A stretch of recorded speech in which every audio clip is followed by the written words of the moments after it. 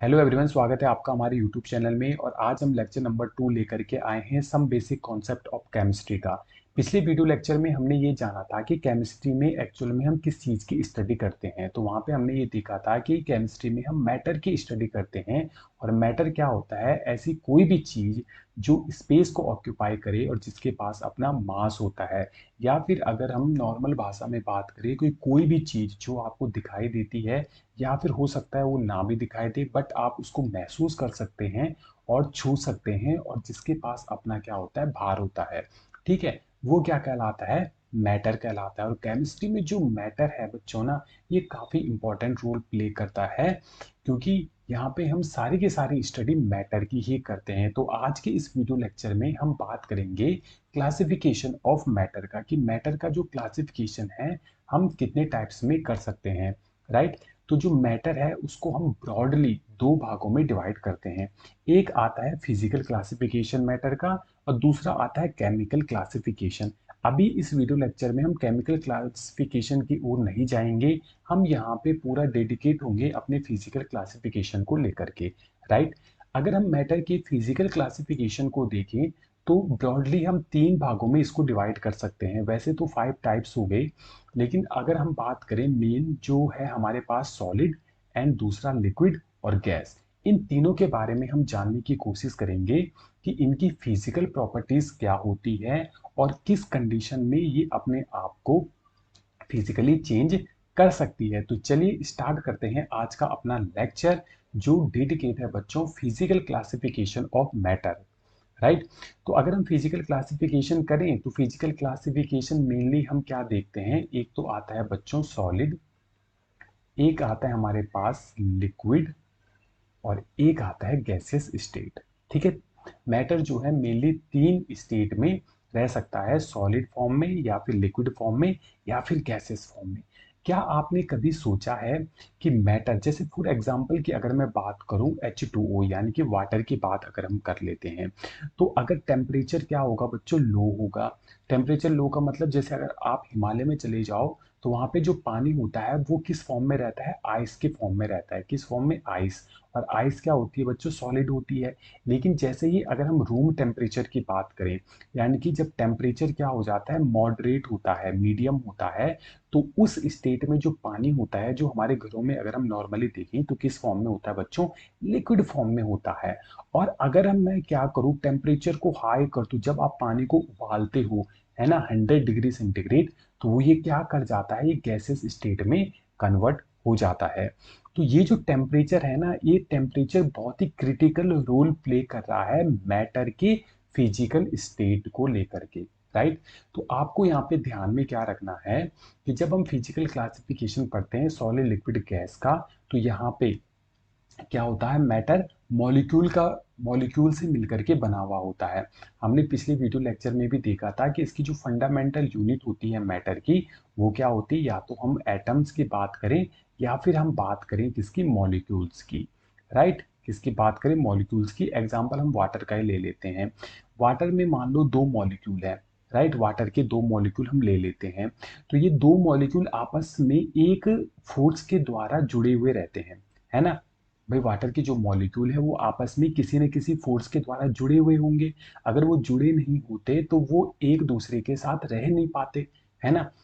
Simple सी बात है। और ये जो फोर्स है, ये जो अट्रैक्शन फोर्स है, दोनों मॉलिक्यूल को जो अट्रैक्ट करके रखता है, इसको हम कहते हैं inter molecular force of attraction, IMF।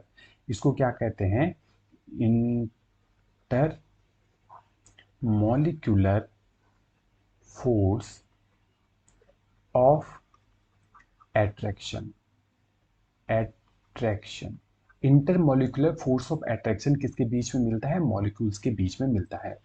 अब अगर मैं बात करूं इंटरमॉलिक्यूलर फोर्स की, अगर इंटरमॉलिक्यूलर फोर्स क्या है बच्चों? हाई है। क्या है? हाई है। तो कौन सी फिजिकल स्टेट में रहेगा हमारा मैटर? सॉलिड में। ठीक है।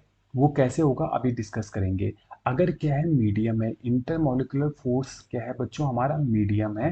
तो हमारा लिक्विड स्टेट में हमारा मैटर रहेगा। लेकिन अगर क्या है? लोअर है हमारा इंटरमॉलिक्यूलर फोर्स, तो उस केस में जो मैटर है वो गैसेस स्टेट में कन्वर्ट हो जाएगा। अब इसका एक बेहतरीन एग्जांपल हम ले लेते हैं। मान लो ये वाटर के दो मॉलिक्यूल है, अगर मैं कहता हूँ कि इनके बीच में स्ट्रॉन्ग इंटरमॉलिक्यूलर फोर्सेस है, तो क्या होगा बच्चों कि ये जो वाटर के मॉलिक्यूल है वो एक दूसरे से बिल्कुल आपस में एक दूसरे से सट जाएंगे, है ना, एक दूसरे के बहुत ही ज्यादा क्लोज आ जाएंगे। जब ये एक दूसरे के बहुत ज्यादा क्लोज आ जाएंगे, इनके बीच में जो क्या होगा, हमारा इंटरमॉलिक्यूलर जो स्पेस है ना वो बहुत ही ज़्यादा कम हो जाएगा, है ना। इस प्रकार से हम कह सकते हैं, इस प्रकार से बहुत ही ज़्यादा क्लोज आ गए आपस में मॉलिक्यूल, क्योंकि इंटरमॉलिक्यूलर फोर्स इसमें क्या हो जाएगा, इंक्रीज हो जाएगा। तो इस फॉर्म को हम क्या कहते हैं, सॉलिड कहते हैं, राइट।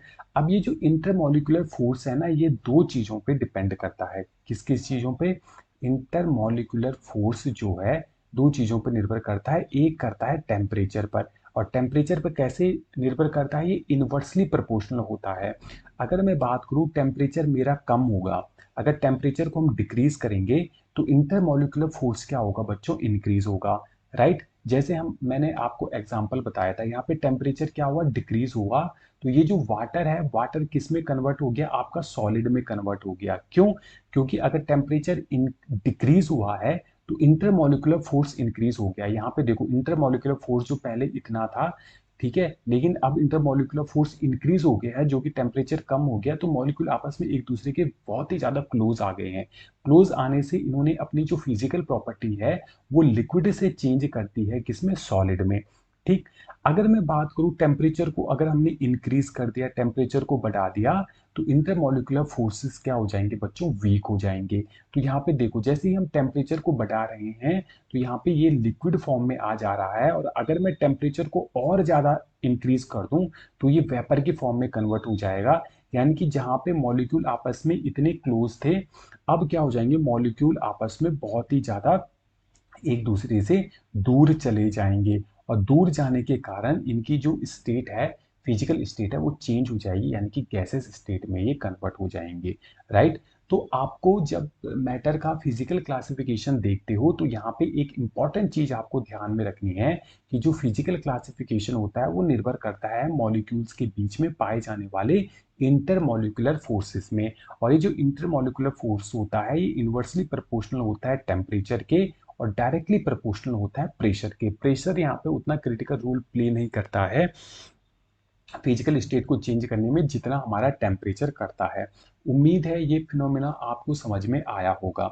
अब जरा इनकी प्रॉपर्टीज के बारे में जान लेते हैं कि अगर हम सॉलिड की बात करें तो मुझे बताओ, सॉलिड में जो इंटरमॉलिक्यूलर फोर्स ऑफ अट्रैक्शन होता है बच्चों वो कैसा होता है। तो यहाँ पे सबसे ज्यादा होता है, क्या होता है, हाई होता है। लिक्विड की अगर हम बात करें, लिक्विड में क्या होता है, मॉडरेट होता है, मॉडरेट यहाँ पे होता है। और गैसेस में क्या होता है बच्चों, लोअर होता है, क्या होता है, लोअर होता है।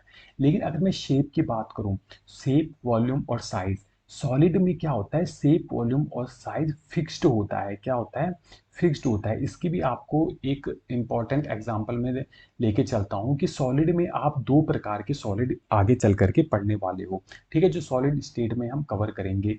एक होता है हमारा ऐसा सॉलिड जो वेल अरेंज होता है। वेल अरेंज का मतलब क्या है, जैसे मान लो ये मॉलिक्यूल है, ये मॉलिक्यूल का जो अरेंजमेंट है ना बच्चों, ये क्या है, एक प्रॉपर अरेंज हो रखे हैं मॉलिक्यूल, ठीक है। इस मॉलिक्यूल के ऊपर एक दूसरा मॉलिक्यूल है, इस लेफ्ट में ये है, तो मतलब अरेंजमेंट जो है ना वो फिक्स्ड है।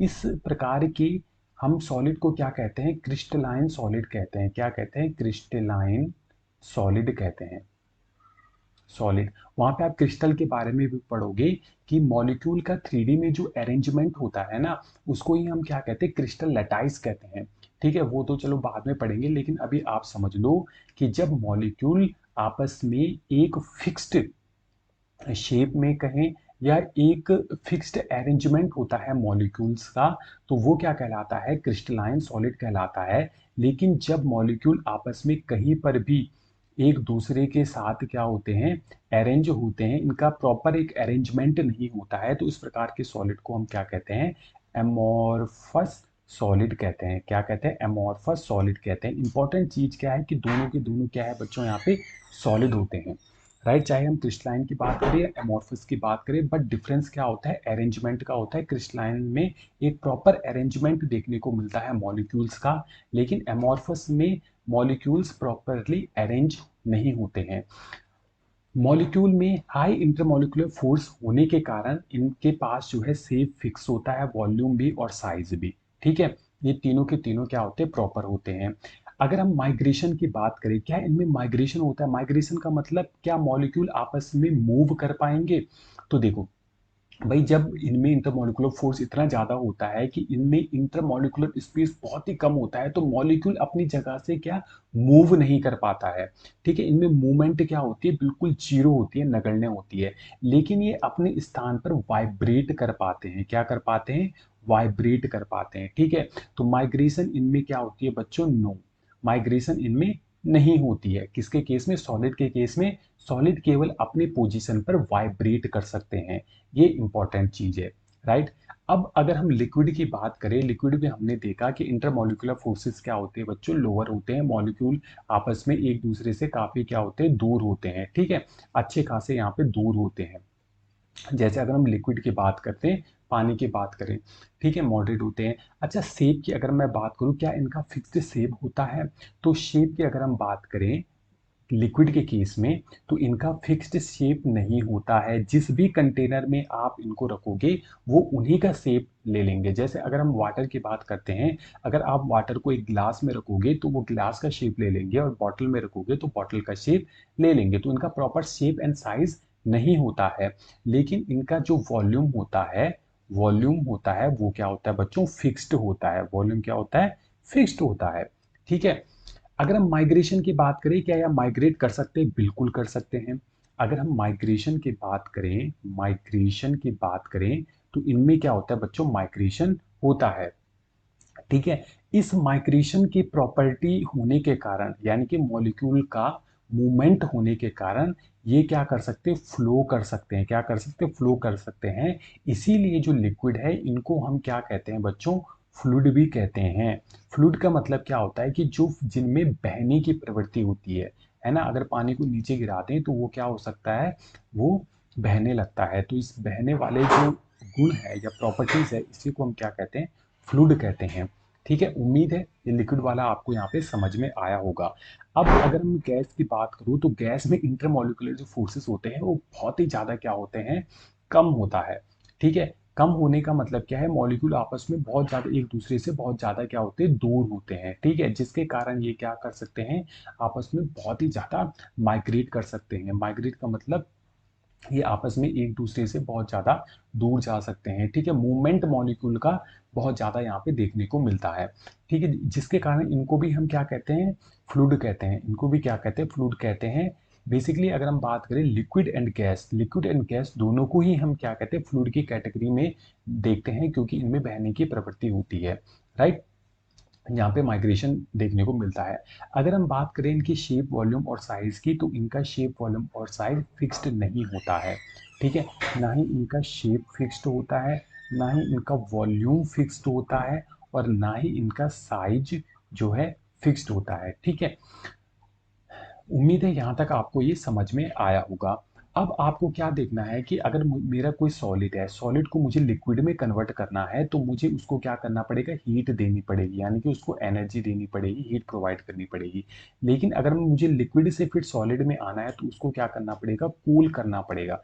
कूल का मतलब ठंडा करना पड़ेगा। जैसे हमने अभी पढ़ा है ना कि भाई जो हमारी फिजिकल प्रॉपर्टी होती है वो इंटरमॉलिक्यूलर फोर्स पे डिपेंड करता है, और इंटरमॉलिक्यूलर फोर्स कहीं ना कहीं टेम्परेचर पर डिपेंड करता है।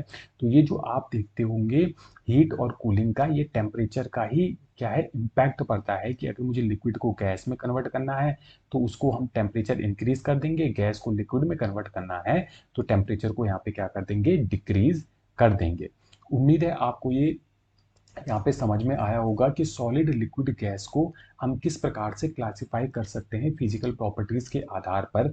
यहाँ पे आपको मेनली दो चीजें ध्यान में रखनी है, इंटरमॉलिक्यूलर फोर्स ऑफ अट्रैक्शन और इंटरमॉलिक्यूलर फोर्स ऑफ अट्रैक्शन दो चीजों पर निर्भर करता है, एक टेम्परेचर पर और एक प्रेशर पर। राइट, प्रेशर उतना क्रिटिकल रोल प्ले नहीं करता है जितना हमारा टेम्परेचर करता है। उम्मीद है यहाँ तक आपको समझ में आया होगा, और अब मिलते हैं नए वीडियो लेक्चर में केमिकल क्लासिफिकेशन के साथ।